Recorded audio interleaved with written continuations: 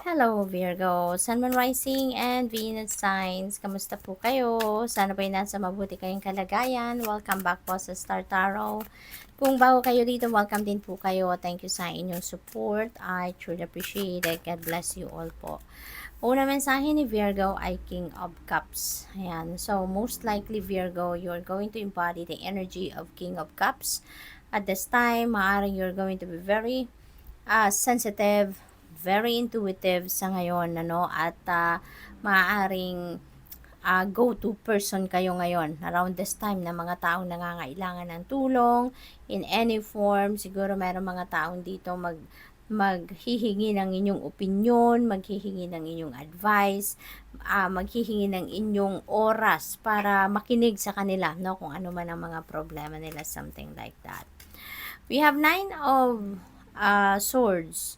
Ayan. So, merong anxiety, no, Virgo? Hindi kayo nakakatulog siguro ng maayos. Maring may bagay dito na ipinag-worry ninyo. Malalim ang iniisip ninyo. Nai-stress kayo, yung ganon, ano? So, kung ano man ito, Virgo, maaring kailangan ninyo dito ng tulong, no? Maaring kailangan ninyo dito ng makikinig din sa inyo. So, posible din, ano, Virgo, for some of you, maaaring kayo yung nangangailangan ng someone dito na katulad ni King of Cups para may mapagsabihan kayo ng mga problema ninyo or mapagsabihan ninyo ng or mahingian ninyo ng advice, no, kung ano ang maigi ninyong gagawin dito. So, wag ninyong sarilinin, no, Virgo, kung ano man ang mabigat na pinagdadaanan ninyo sa ngayon. Always remember that there are people that loves you, there are people that are willing to help you, makinig sa inyo. So, pumili lang kayo ng mga tao na kung sino yung mapagkakatiwalaan ninyo ng inyong kwento, no? At lumapit kayo, kailangan ninyo siguro dito ng makakausap at kailangan ninyo dito ng may makikinig sa inyo. Kaya wag ninyong sarilinin yan. We have 4 of Pentacles. Ayan. So, maaaring may problema din ang iba sa inyo dito pagdating sa pera. Kasi nire-remind kayo ng energy na to manage your money wisely. Okay? So, siguro hindi rin ninyo nakokontrol ang paggastos. Hindi ninyo nakokontrol yung in and out of your money.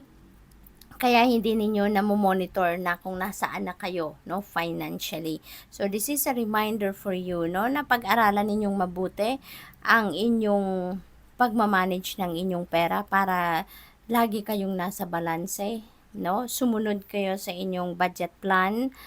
Kung meron kayong ginawang budget plan, kung wala naman ay maaaring dapat gumawa na kayo para at least, no, may checklist kayo ng pagdating ng pera, saan ninyo ito i-allocate, ilalagay, 'di ba? Ano mga dapat bayaran, ano mga dapat na pagkagastusan. 'Di ba? Yung ganoon. So, financial discipline din, ano, Virgo, yan na napipick up ko diyan. We have the world energy, there is travel, so napakaswerte din ninyo pagdating sa bagay na to. May energy of travel kayo dito, so most likely you're going somewhere. This could be international travel, ano, the world, or pwede rin naman na domestic ito, no? Regardless kung ano man kung saan man kayo magta-travel, you know.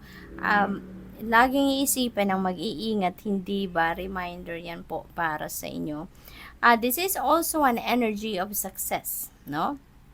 May mga achievements, may mga accomplishments din kayo sa ngayon at panahon ito para mag-celebrate din kayo ng inyong mga tagumpay, okay?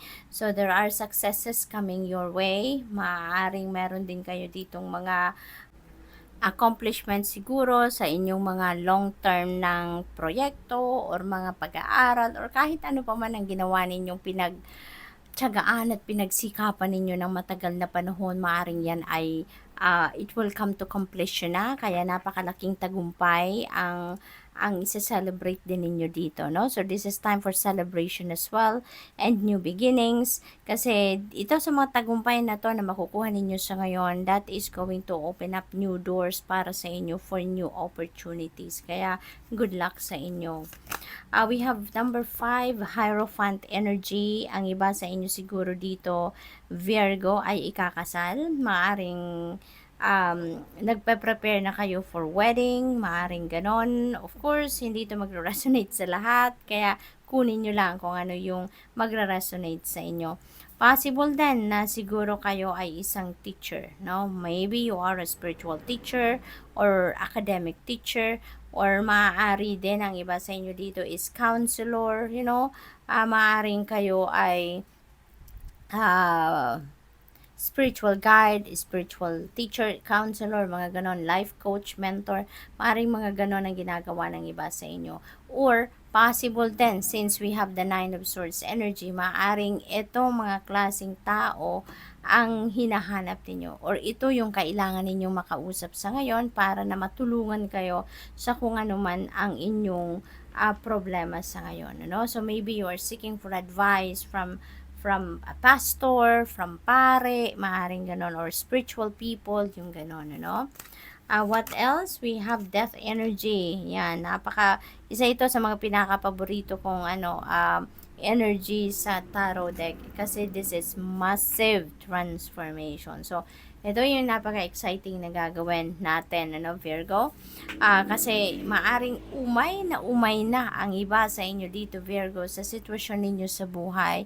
You are seeking for change. You are seeking for a different scenario naman sa buhay ninyo. Kaya, maaring ito na yon, no? Ito na yon yung pagbabagong gagawin ninyo. Gusto ninyo ng overhaul, kumbaga parang major overhaul sa buhay ninyo ang gusto ninyong gawin. Gusto ninyo ng totally na pagbabago sa iba't ibang parte ng buhay ninyo. So, meron na kayo dito mga tatapusin na koneksyon, tatapusin na mga bagay-bagay sa buhay ninyo, trabaho, kung ano pa man, parang ang iba sa inyo dito is really ready to embrace newness, new situation, new experiences, no?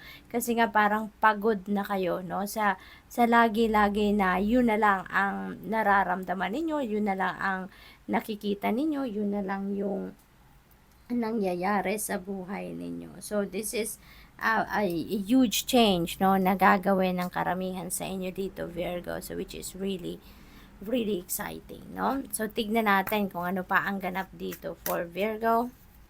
Mayroong mga major events din dito na maaaring mangyari sa buhay ninyo, Virgo.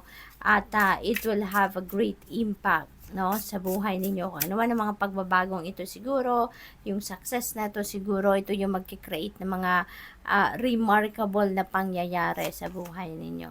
So, we have angel number 2002. Ayan. So, sabi dito, you have more control over your life than you realize. So, learn and execute what interests you.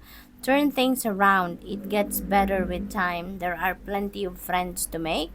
So, chill out, have fun, and open up. Go outside. Ayan. Kasi siguro naman, confined lang kayo masyado sa bahay. Maaring wala na kayong time for socialization, no? Virgo. So, good luck. Thank you for watching. Love and light. Namaste.